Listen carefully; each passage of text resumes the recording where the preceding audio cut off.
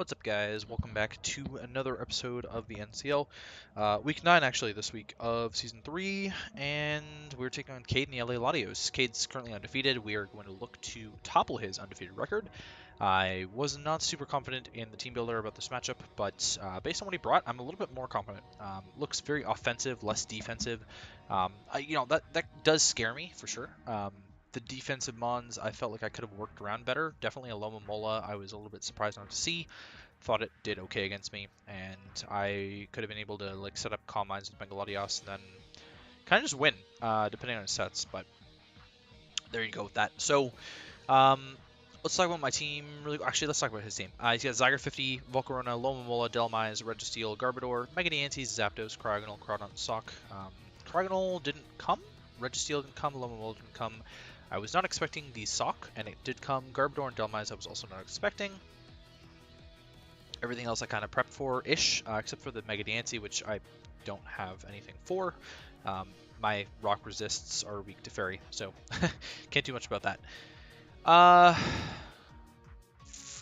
Except for Bronzong, which I guess I have kind of for the Mega Diancie as well. Yeah, so let's talk about my team then. Bronzong, I'm not super confident in this matchup, so I decided to run a bunch of Resist Berries to sort of counteract that. Bronzong is an Aqua Berry Spadef set with Earthquake, Rock Slide, Toxic, and Rocks. Toxic to wear down, whatever I can. Rocks are very useful against this team. Earthquake was so that I didn't get walled by the Registeel, which didn't even come. So Earthquake's going to be pretty much an unmove this game. Rock Slide's there only for the Volcarona. More accurate rock move, and it'll kill it every time, unless he's tardy. Excuse me. Tentacruel. I am a max HP, max speed. Shoka Berry set with Ice Beam to revenge the Zygarde, with Scald, Haze, and Rapid Spin in case you wanted to Spike Stack me. Rotom-Frost, I'm Electrium Z with Thunderbolt, Volt Switch, Blizzard, and Pain Splits. Pain Splits get HP back whenever I can. Electrium Z is a big nuke against a lot of his team, and Zygarde doesn't really switch in on Rotom-Frost because of my Ice typing. So, Electrium Z is pretty nice. It's definitely a good way to solidify a kill on a Lomomola, which was a big problem for my team. And it's able to break through like Garbodor as well.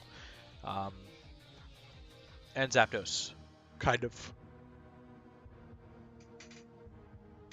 Oh my god, excuse me. He's been bringing like AV sets and really weird Zapdos sets lately, so I have no idea what he would want to go for there. Tornadus, I'm regretting this a little bit, but I'm Iron Tail, U-Turn, Fly, and Defog with protective pads, so I won't get burnt by Flame Body from Volcarona or Static from Zapdos when I make contact with them. Fly is all-around pretty useful move against this team, and I got walled by like Registeel, but he didn't bring it, so I don't know what to think about there. But obviously I'm free to not get burnt by Volcarona or Zapdos on that, and it's an alright set actually. Conkeldurr, I'm a Roselli Berry set, so I can live a hit from Mega Diancie and Drain Punch it and kill it. Knock off Ice Punch there as well. Ice Punch for the Zygarde, I can live a hit from the Zygarde and Ice Punch it because Conk's got pretty decent physical defense. And I got Mach Punch there to revenge like DD Crawdon, which could be a big problem for my team.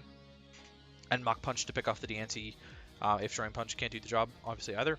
And then Mega Latios, I'm Calm Mind, I'm max speed, max HP, Psychic will two-shot it even with no investment, because 150 base special attack is stupid.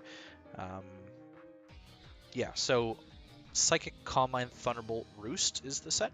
I figured Thunderbolt plus Psychic was good enough here. Oh, it's that time of night where I just like to yawn. So anyways, let's get right into things here.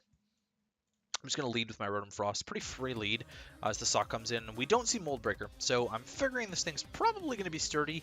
I'm really scared of a Scarf set. I'm obviously not outspeeding a Scarf set, so he would kill me here with sturdy close combat, and it's not worth me staying in against that.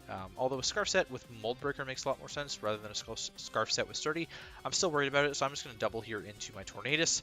See how I can eat this, and I do not eat that close combat very well. It shows to be banded right off the bat.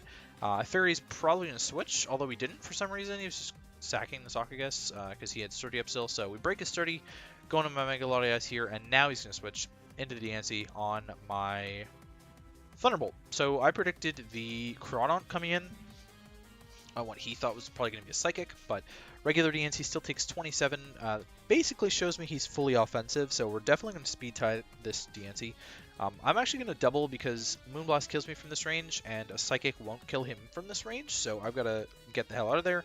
Going to my Bronzong here as he actually doubles into the Crawdon. Maybe he was predicting the Bronzong double there, and he knocks off my Roselli Berry on the Conkeldurr. Also, that damage shows the Crawdon to be banded, so we've seen 2 choice bans. Don't worry, there's a third coming. And I Mach Punch the Sock, which takes a crap load, and then I Mach Punch again as he doubles into Volcarona. And he's going to get the Flame Body Burn, which is really annoying. This is going to matter a lot, actually, because it basically means that I can't KO the Crawdon from the range I want to with my Iron Fisted Mach Punch. Just going to go hard into Bronzong. I wasn't really anticipating a Psychic, but I didn't think that he was going to go for the Fire move outright.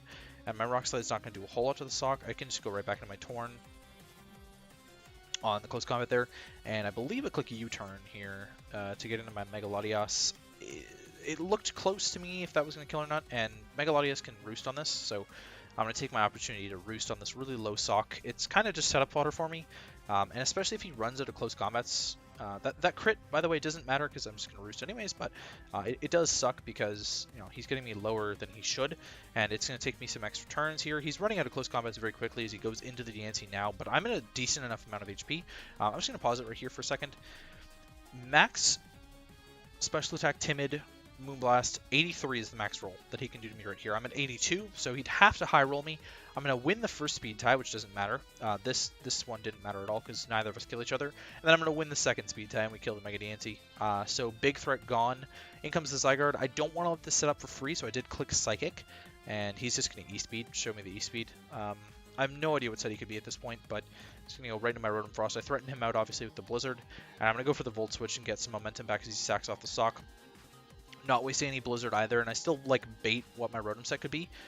Zapdos comes in, I'm Protective Pads, I have no reason not to just U-turn here. He actually shows pressure anyways, so it didn't matter to me. Discharge comes off and it's not going to do crap to my Rotom. And here I'm just going to Electrium Z. It doesn't really make a lot of sense not to. He clicked Roost Scouting, or sorry, Defog Scouting instead of Roost. That was a misclick, he said. Again, we talked about this after the match. I don't think that mattered at all, because had I just gone for Blizzard and hit the Blizzard, then he's in a really shit spot, because it's a roll for Blizzard to kill him. So had I clicked Blizzard instead of Gigavolt Havoc there, the Zapdos may have been dead anyways. Either way, I'm going to click Thunderbolt here and just kill this. There's no way he switches in Zygarde, and Thunderbolt secured the kill there. Volcarona comes in and he's going to secure the kill on me. I did click Volt Switch there in case he wanted to try and set up, but Bronzong comes in, and I'm just going to go for the Toxic this time. And I casted Crawdon, which is good.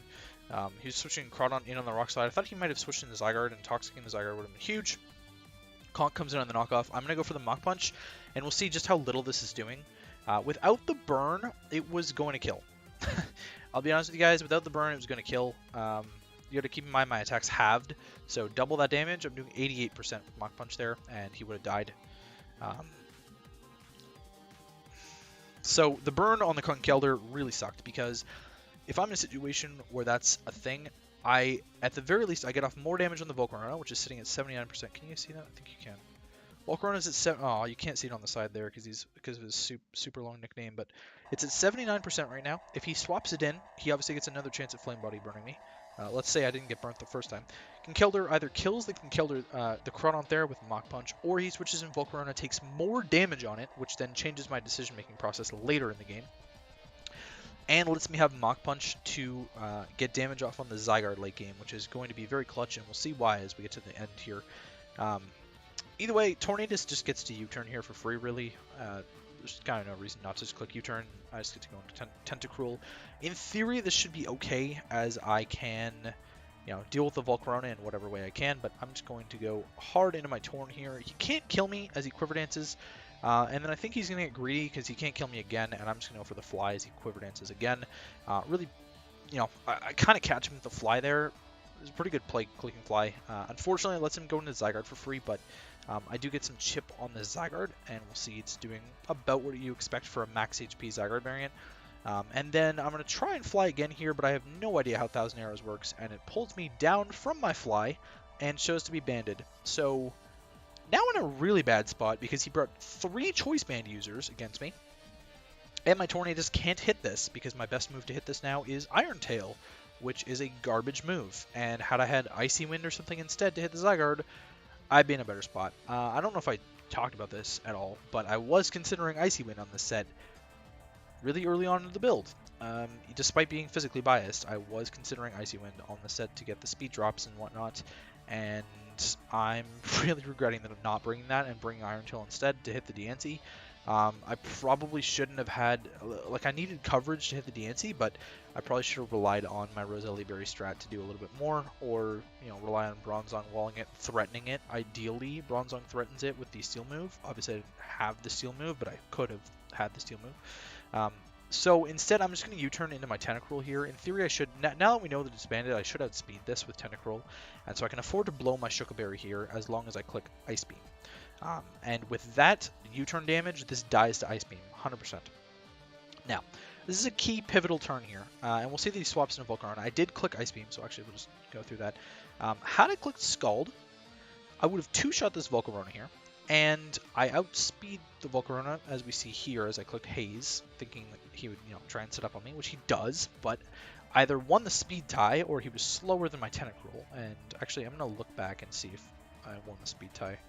Kind of regretting speed tying this instead of just being slower. It's kind of a stupid idea. Yep, I won the speed tie. I'm a moron. Okay then. I should have EV'd this to be slower than Volcarona.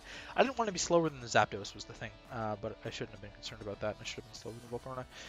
Either way, this puts me in a really bad spot now because I died to the Psychic. And again, had I clicked Scald on the Zygarde, gone for either the burn on the Zygarde or you know, because then I can go into Tornadus, right?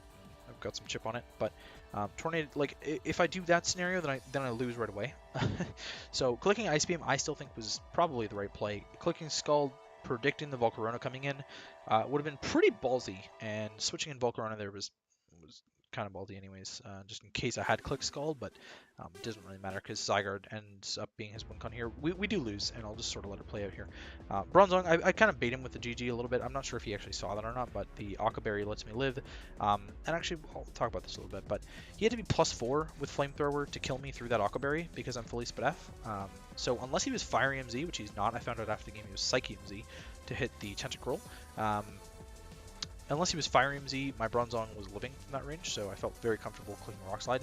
We get the kill, and we're going to bring this to a 1-0, because Zygarde's obviously going to pick us off, and Tornadus isn't going to be able to do enough damage to this thing, and Banded Thousand Arrows kills me from this range. So we saw it did like 79% before, right? So we are going to pick up the 1-0 loss. I'm a little bit disappointed in this one, because I do think we could have won, and had I had like Icy Wind at the end there, that last turn, I end up winning that game 1-0 even. So despite how everything played out, the burn on the King Keller was pretty huge. Me winning the speed tie against Mega Diancie was pretty huge. Again, that was kind of my only play at the time, was to win that speed tie, rely on the 50-50. Again, I don't believe that his Roost mattered on the Zapdos at all, because from that range, let's go back and look at how much health he was at. Nope, back a few more turns, a few more. Here we go. So I Electro EMZ, and oh, whoops. I Electro EMZ, and we'll just sort of pause it after I Electro EMZ and he defogs. And we'll add 50 to that. So 25 plus 50 plus leftovers, so 32. So he'd be sitting at 82, and with his SpDef investment, and I'll maybe just pull up the calc and see if I can show you guys. He had 60 SpDef, and he was max HP against my Rotom-Frost. Showed him being slow today. Jeez. Calculator, Rotom-Frost, Freezer Burn. Zapdos, OU defensive with 60 SpDef. So this is what the Blizzard calc is against his 50 SpDef. So had he roosted, I think you guys can see this. Yes, you can. You can see it. Had he roosted, it would not have mattered. As long as I hit the Blizzard the next turn, he's dead. So that roost play, the defog misclick, did not matter. Didn't matter even slightly. Sorry. 30% chance that it mattered. So there's that. The Conkeldurr burn was pretty big, and I'm really sad about that because I do feel like I could have won that game had the Conkeldurr not get burnt. The Sock crit only mattered because it didn't put me in a spot where I could set up with Mega Latios, and based on his team, he had no Scarfers, so nothing outspeeds Mega Latios once the Mega Diancie's dead.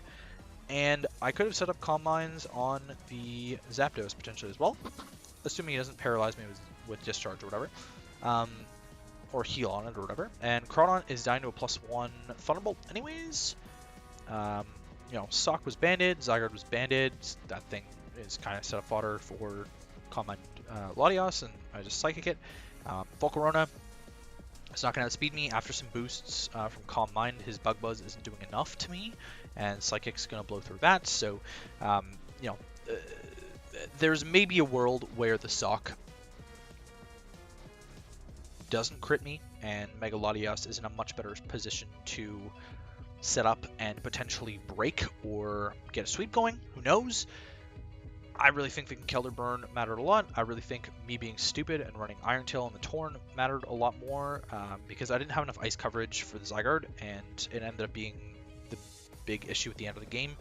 It's normally not that big of an issue, but Thousand Arrows is a stupid move, and I'm not going to back down on that, by the way. Thousand Arrows is a really fucking stupid move. It's a dumb mechanic, and it shouldn't be in the game. It's a mechanic that should not be in the game.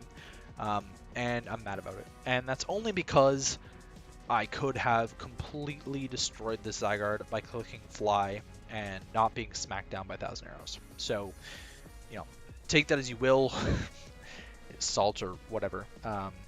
But this game was way too close to call until the end, until the very end, and we do pick up the L. So, GG's to Kade. He moves to 9-0 plus 33. He's already clinched for playoffs, but he's looking for a division clinch. Because Jamesy lost this week as well, we're in a decent position still.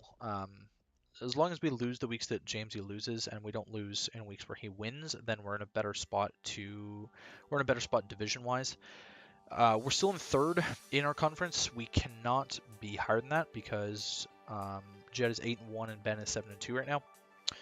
We still only have one game up on Shade, but we have the head-to-head, and we have a big differential gap between us and Shade. But sorry, it means that clinching playoffs is going to be fairly difficult for me this season. It's going to take a while. So look forward to our next 3 weeks because they're all going to matter, which I'm not actually looking forward to. There will be a break, so keep that in mind. We're having a Christmas bye week, and I play Hamu next week in the Helsinki Heat. Looking forward to that match. I have the team built as I record this video, so I'll be looking to record the team builder ASAP and battle Hamu. It'll be a close match, I'm sure. Hamu's, you know, picked it up this season. He's on a 4-game winning streak, and I'm not excited for that match because I'm probably gonna lose. So that's gonna be it for me, guys, and I'll catch you guys for next week.